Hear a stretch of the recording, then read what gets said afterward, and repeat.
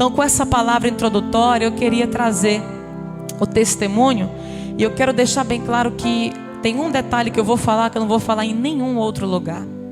Eu só vou compartilhar com vocês, porque a Monte Tabu é minha família. Eu sou besta para chorar. Quando eu vinha 14 anos atrás, sem nenhum parente, vocês me acolheram. Então eu tenho um carinho muito grande por cada um de vocês. Eu sei que eu sou um pouco ausente com meu esposo, né? Temos que criar vergonha e congregar mais. Mas eu quero dizer que eu tenho um respeito, uma estima, um carinho muito grande por essa congregação. Então o que eu vou falar aqui, eu vou falar só para vocês. Eu não vou falar em outro lugar. Amém?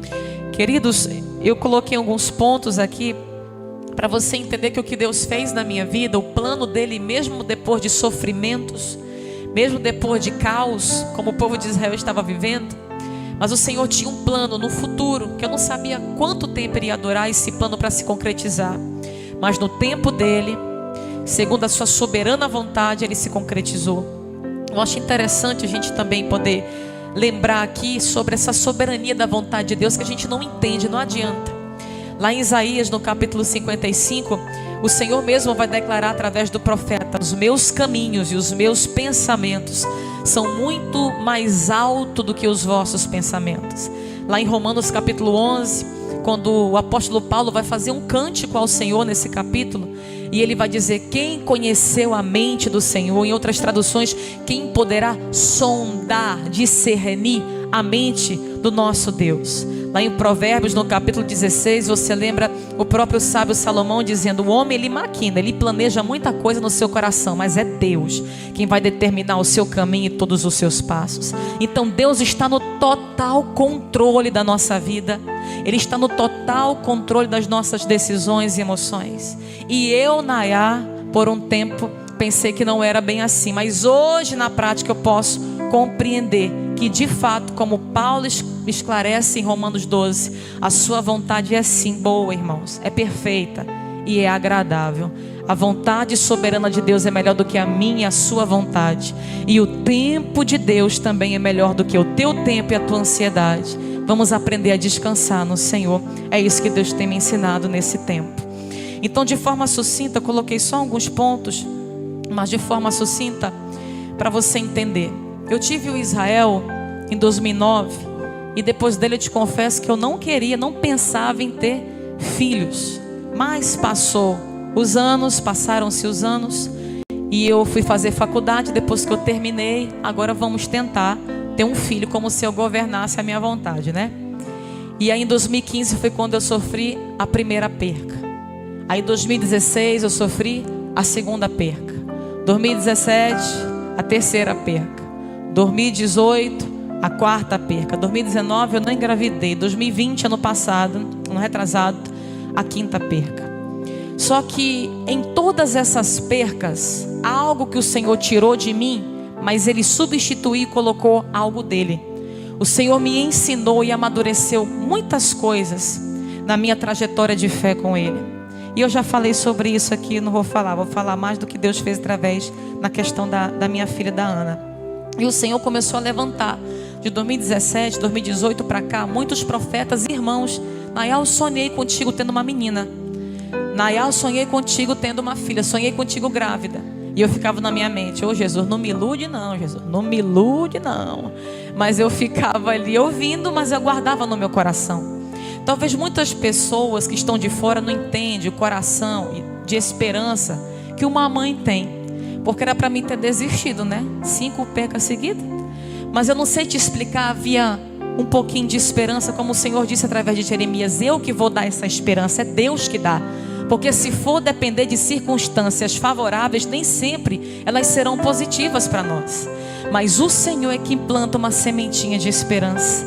Eu ouvi muitas palavras, irmãs, que poderiam me colocar aprisionada dentro de um cativeiro como o povo de Israel. Mas o Senhor foi levantando pessoas, como levantou Jeremias para o seu povo, para renovar a esperança e dizer: calma, tem um futuro. Não se apega no hoje, não se apega na dor e no sofrimento de agora, Nayá, se apega na manhã. E quando eu pensava em desistir, levantava alguém, levantava um profeta, uma cidade que eu ia pregar, que nem me conhecia, e falava: tu vai ter uma menina, eu te vejo grávida. E assim o Senhor foi alimentando essa esperança no meu coração. De forma bem sintetizada, em 2020, no começo da pandemia, foi 2020, né? Foi no início, né? 2020, nós fizemos um acampamento. Não sei quem da congregação participou do Equibalo. Tem alguém daqui que estava lá? Kelsa, é testemunha do que eu vou falar. Tinha alguns jovens lá. Nessa manhã o Senhor, na noite, aliás, do sábado, Deus usou o pastor Giovanni, aquele que ministrou aqui. Teve até uns batismos com o Espírito Santo aqui de Araguaína. E ele começou a ser usado pelo Senhor e dizer assim: olha, ele não sabia da minha vida. Eu não conhecia o pastor Giovanni, meu esposo conhecia, mas eu não. Ele não sabia da minha história. Mas o Senhor usou ele, levantou e ele disse assim: eu não sei qual é o desejo do teu coração sobre outro filho, mas o Senhor manda te dizer que o Senhor vai te dar uma filha, porque esse é o desejo do teu coração. Tem uma menina e o Senhor vai te dar, e ela vai ser usada nas mãos do Senhor nessa terra. E ele ainda disse assim: e vai ser uma confirmação do ministério do Clebson. Eu não entendi, eu esqueci a profecia. Com 2 meses depois, pandemia, né, meu irmão? Só dentro de casa, engravidei. Em 2020, quando eu engravidei, eu fiquei com uma fé tão grande, irmãos, como nunca. Uma esperança que eu me agarrei tão grande. Agora vai. Passou um mês, aquele medo. Ai meu Deus, não vai. Agora passou um mês, vencemos. 2 meses, 3, nunca tinha ido tão longe. 4 meses de gestação. Então eu tive, não lembro se eu cheguei a ter um sangramento. Sei que de repente eu fui fazer uma ultrassom de rotina e o doutor disse: não tem mais batimento cardíaco. O irmão saiu de lá desolada, segurando o choro para não mostrar fraqueza para ninguém. Mas quando eu entrei no carro, comecei a chorar. Senhor, tu não disseste, Senhor, que tu ia me dar de novo, Senhor, de novo. O Senhor falou na frente de tanta gente, eu acreditei. Também não acredito mais em profeta. A rebeldia quis entrar. Não acredito mais no negócio desses profetas, não. Tadinho do irmão Giovanni. E aí, não foi só ele, entre outros, né? Passou o tempo, perdi. Mas nessa perca algo diferente aconteceu. Porque quando ele falou que não tinha mais batimento, veio aí uma fé do Clebson Bandeira na minha vida. E já era de tarde, eu falei: eu vou entrar para dentro do quarto, ninguém bate, ninguém me incomoda. Eu fiquei dentro do quarto. E eu fiquei orando até de noite, irmãos, pedindo para Deus ressuscitar. Porque eu iria fazer um ultrassom no domingo na segunda-feira de manhã. Mas foi acho que uma sexta, e na segunda eu ia fazer ultrassom. Mas naquele dia eu comecei a orar e dizer: Senhor, tu podes. A tua palavra diz, a tua palavra que diz: se creres verás a glória de Deus. Ainda que esteja morto, viverá. E eu sozinha ali, com o rosto no pó, orando. Que eu dormi. No que eu dormi, eu tive um sonho. E nesse sonho, irmãos, eu entendo que foi uma direção de Deus. Que desde esse dia, eu falo disso, eu não sinto mais dor.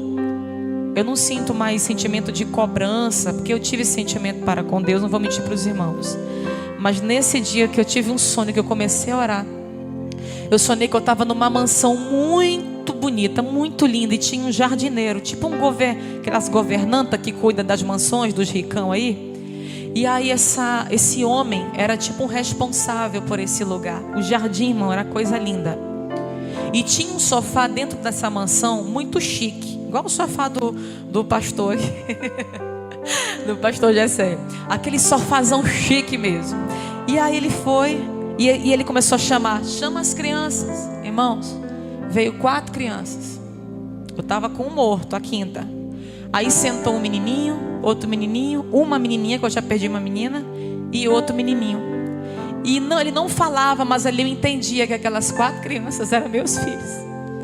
E eu entendia que ali era o céu. E na hora que eu vi aquilo, ele fala, aí vinha uma outra pessoa com um caixãozinho e com um menininho, porque quando eu perdi, não deu para ver o sexo, eu não sabia que era um menino. Quando nasceu do aborto, foi que eu vi que era um menino, mas no sonho, Deus mostrou que era um menino essa perca. E veio um menininho muito parecido com Israel no caixãozinho. E quando ele chegava e se aproximava, eu olhava, meu Deus, mas parece com Israel, é tão lindo. Aí eu entendia que era o filho que estava no meu ventre, isso no sonho. E ele falava assim, calma, pegava no meu ombro, calma, Nayá. Logo ele vai se juntar com essas outras crianças aqui. Elas estão bem, descansa. E eu acordei. E naquele dia, eu fiz um voto com Deus. E eu disse: Senhor, chega. Eu, Nayá, não quero mais tentar e passar por essa frustração. Mas tu colocaste uma esperança que nem eu entendo por que eu persevero nisso. Mas, Senhor, se essa esperança que eu tenho é porque tu ainda tem um projeto de me dar outro filho, eu te peço, me dá uma filha mulher. E se tu me deres, Senhor, se o Senhor me deres uma filha mulher, eu te devolvo uma missionária. Senhor, eu vou criar ela diferente. Israel não veio hoje, é bom que eu posso falar dele. Eu falei desse jeito na oração. Eu falei: Senhor, eu criei o Israel com muito entretenimento. Ela vai ser diferente. Ela vai ser seletiva, a vida dela, o que ela vai fazer. Eu ainda falei desse jeito: Senhor, nem negócio de fotinha para loja, não, vai ser tudo diferente. Vai ser uma menina para o reino, inclinada para o reino. Senhor, eu quero, Pai querido, que ela seja uma missionária no teu reino. E eu me comprometo, Pai, a colocar ela, a levar ela desde criança. Eu falei desse jeito, lá naquela em Gaspar, naquela escola de meninas missionárias. Senhor, eu não como cobra, eu não como jacaré, eu não como cabeça de macaco. Eu não vou mentir, eu não como. Meu psicológico não deixa mais eu comer. Não sei se você come turu, né, gongozinho de coco. Eu vou mentir para você, eu não como. Mas eu orei desse jeito: Senhor, eu não como não, mas eu vou levar essa criança desde pequena para acostumar, desde pequena. Aí ela comeu o que for preciso para não ter frescura. E para ela crescer e servir teu reino sem dificuldade. Agora, Senhor, o coração do homem eu não posso inclinar. Eu vou fazer minha parte, mas que o Senhor volte o coração dela para ti. E tem mais uma coisa, Senhor. Se o Senhor me deres essa menina, Pai, quando ela tiver 1 ano de idade, eu vou fazer um culto lá na minha casa, no aniversário dela, e chamar de esquina a esquina todos os meus vizinhos, e eu vou falar do Senhor para essas pessoas. E tem mais uma coisa: se o Senhor me der uma menina, Pai querido, e me confiar a vida dela, Senhor, e me ajudar a criar ela nos teus caminhos para a obra missionária, eu te peço também que o Senhor venha colocar dentro dela, Pai, a chama, a ousadia e a coragem que tu deste para o meu esposo. O Clebson não está deixando sucessor e nem um legado de sucessor no sentido de um preparo, como Moisés fez com Josué. Mas, Senhor, que tu possa, Pai querido, que o Senhor deu para o Clebson, fazer que a Ana dê continuidade debaixo da tua unção. E aí eu não lembrava da profecia do pastor Giovanni, que ele disse depois. Eu fui saber esses dias que eu fui lembrar, que ele falou justamente isso, que seria uma confirmação do ministério do pastor Clebson Bandeira.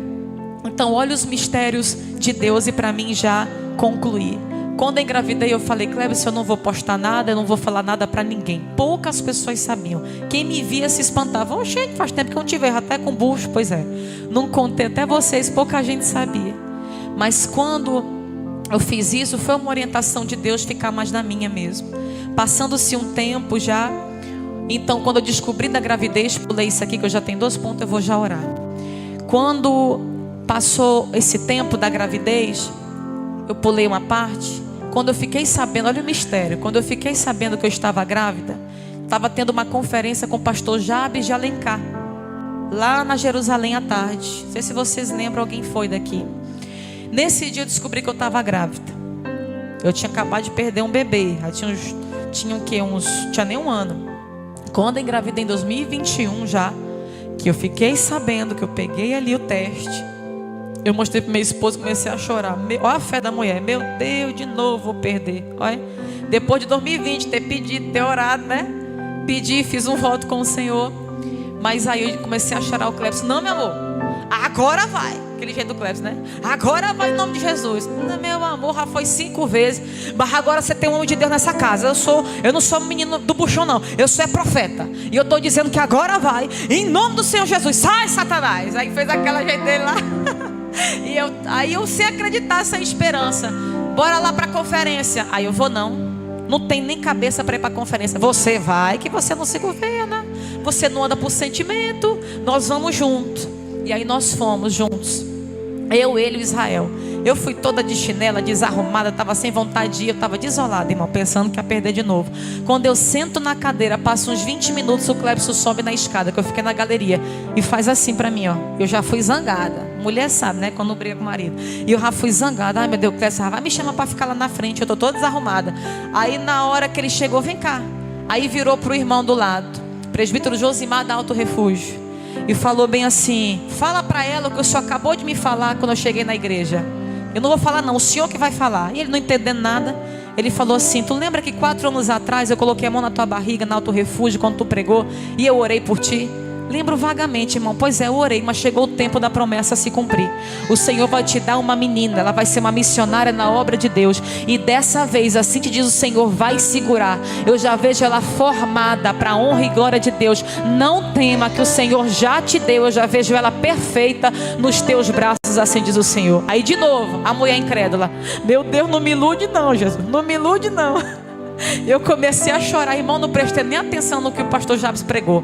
Eu chorei a mensagem todinha, mas aqui orando: Senhor, faz isso mesmo, Senhor. Senhor, não me deixa ser iludida de novo, Senhor, faz isso. E foi quando eu decidi esconder a gravidez. Passou os meses, eu vou no 8º mês, na minha penúltima consulta, a médica diz: Nayá, nós vamos ter que tirar com 37 semanas. Tem uns médicos que conhecem a tua situação, e o Senhor diz, aliás, Senhor não, ó, disse assim: já tem que tirar, é melhor tirar logo, já teve muita perca, é bom a gente tirar. Aí me angustiou, que eu queria ter normal, não sabia nem se eu podia, mas eu preferiria pela recuperação. E naquele momento, irmãos, eu fiquei angustiada. Aí eu lembrei de uma profecia de 2 meses antes, da pregadora Mariana, que eu já trouxe aqui, que é usada pelo Senhor, e disse assim: Nayá, assim te diz o Senhor, 2 meses antes disso, eu não estava lembrando. Deus orientando em tudo, irmão, em tudo, regendo em tudo. E aí falou assim: o Senhor manda te dizer que essa criança vai nascer antes das 40 semanas. Não é para tu temer, confia, porque Deus vai te dar um livramento. É um livramento que o Senhor está trazendo na tua vida e dessa criança. E eu não lembrava, aí comecei a me angustiar. E o Cleves: não, vamos orar para virar. Mas a menina não virou. Mas nós vamos orar, meu amor, mas tem a vontade de Deus, meu amor. A menina não vira mais não, a doutora falou, que já está com esse tanto de quilo, tá desse jeito. Meu outro ainda é bicorno, ainda tem isso. E aí ele pegou insistindo, eu fiquei sem paz. Aí o Senhor me lembrou, estava na cozinha, e o Senhor me lembrou a profecia da Mariana. Eu fui ouvir usar de novo, eu disse, liguei para a doutora: nós vamos fazer semana que vem. O Senhor, eu evangelizava muito ela, né? Eu e o Cleves. Aí eu falei: o Senhor disse, lembra que eu lhe falei? Eu não lembrava, mas o Senhor disse que é antes, então vamos ter antes. Depois de 20 dias que eu fui tirar os pontos, ela me contou que eu tive uma situação chamada creta, que é quando o útero fecha, atrofia, parece, e a placenta vai para dentro da hemorragia e morre mesmo a mãe se não tirar o útero. E naquele momento que ela falou, lembrei: olha o Senhor regendo, olha o livramento que o Senhor disse que traria. E o Senhor fez isso pela misericórdia dele. E no 8º mês também, eu fui pregar em São Geraldo do Araguaia. Tudo Deus confirmando, irmão, me animando, me dando esperança, mesmo eu sem fé, mesmo eu morrendo de medo de perder de novo. E o Senhor levantou a presidente do ciclo de oração, que nem conhecia a minha história, no interiorzinho de São Geraldo do Araguaia. E ela pegou a mão na minha barriga, eu estava com uns 4 meses só. E acho que eram uns 4, 5, 6 meses, acho que 6 meses. Ela virou e falou assim: assim te diz o Senhor, irmã missionária Nayá, tu vai ter o prazer de cuidar. O Senhor te diz que tu vai ter o prazer de trocar. O Senhor diz que tu vai ter o prazer de criar. O Senhor disse que para tu não temer, porque Ele vai te dar essa criança. Ela só esqueceu de falar que eu também nem ia dormir de madrugada, irmão, que tem 2 meses que eu não durmo, mas glória a Deus, não vou reclamar de nada não. O fato é, quando o Senhor fez tudo isso que eu falei para vocês, que eu estou resumindo o resumo dos resumos aqui, foi quando aconteceu o mais extraordinário, que é o último ponto. Aquele profeta que eu vi na Jerusalém, quando eu descobri que estava grávida, eu só vi ele 3 vezes. Nesse dia, no último período que eu já ia tirar a nenê, lá naquela reunião de pastores no Tempo Central, a última reunião, quando eu vi, eu me arrepiei todinha, que eu só vi ele no começo e no final. Aí ele veio com aquele jeito dele, que ele dá assim, medo, assim, quando ele é bem assim, sério, né? Aí ele chegou assim, pegou na minha mão: lembra de mim? Lembro, como é que eu não vou lembrar? Pois o Senhor disse, né? E vai nascer. Aí eu, em nome do Senhor Jesus, mas ainda estava com medo. Em nome do Senhor Jesus, já estava no 8º mês. Aí nasceu a Ana. Aí quando nasceu a Ana, depois de 28 dias, ela teve uma infecção, uma sepsis tardia. Pouca gente sabe disso. Eu fiquei mais ou menos uns, acho que 14 dias, eu acho, no hospital, 13 dias no hospital internada, com ela sendo medicada por antibiótico. E na hora que a gente estava lá, um dia antes de eu sair, quem que aparece no hospital, irmão? O profeta. Chegou lá e falou assim: irmã Nayá, quando eu abri a porta, eu estava sozinha nesse dia. Quando eu abri a porta, Meu Deus, o que é que o senhor veio fazer aqui? Pelo amor de Deus, eu tô é com medo.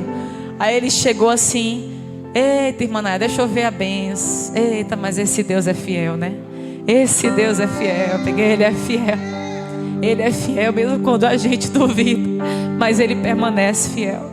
E ali ele sentou no sofazinho. Eu só vim te dar um recado. Quando tu sair daqui, porque amanhã tu vai receber alta. E eu recebi alta no outro dia. Tu vai para tua casa e tu vai marcar um sábado, porque eu viajo a semana inteira. E tu vai reunir os teus filhos, a tua sogra, o teu marido, mais ninguém, na tua casa, porque o Senhor tem um recado para entregar. Isso que eu vou falar, só vou falar aqui, não vou falar isso aqui mais para ninguém.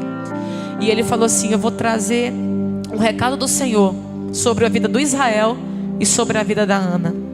E até a Ana eu sonhei, o profeta se levantou falando o nome, e o voto que eu fiz foi por causa do que Ana fez com Samuel, a entrega. Por isso também coloquei o nome de Ana, para terminar o testemunho. Nesse momento que ele disse isso, que eu saí no outro dia, isso foi uma terça, no sábado eu marquei para ele lá em casa. Aí vem o mistério. Ele não sabia do voto que eu fiz em secreto, só eu e Deus sabia. A única pessoa que eu contei ainda foi ali a Adriana, né? E a Iracilda, numa chácara que a gente estava ali do pastor Givanildo. E eu compartilhei com ela, mas ninguém sabia desses detalhes. Irmão, aqui vem o mistério. Na hora que ele chegou lá em casa, ele pegou Israel e ele falou assim: vocês pensam que o Israel tem ministério na igreja e tal? E começou a falar: mas vai ser tudo diferente como vocês estão pensando. Com Israel vai ser diferente. O Senhor vai prosperar essa criança. O Senhor vai abençoar. E tu, Israel, vai ser um semeador no reino de Deus. E começou a falar tanta coisa linda. E ele estava precisando de um renovo, meu irmão, faz tempo, adolescência. E ele começou a chorar ali e receber do Senhor aquela palavra.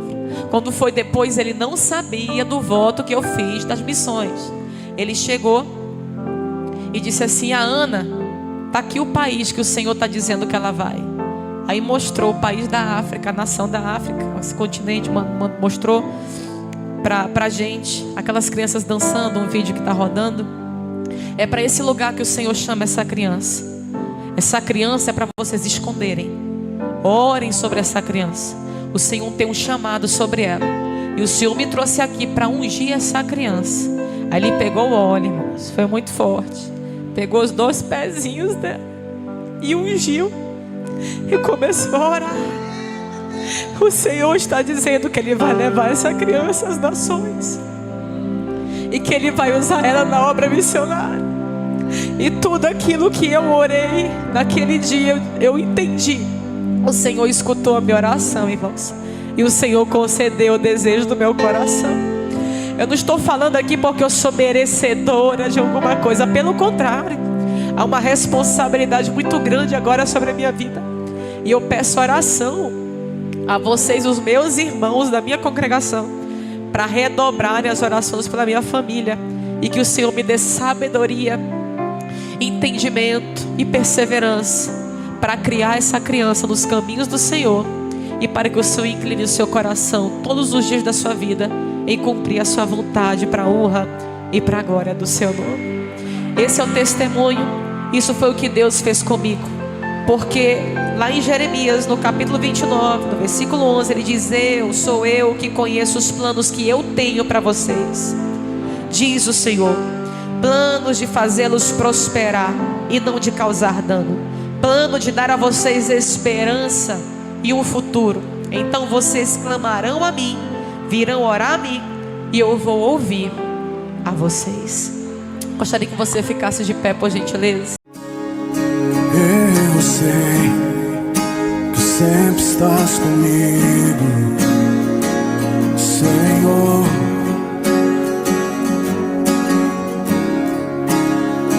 Também sei que nada acontece sem tua vontade.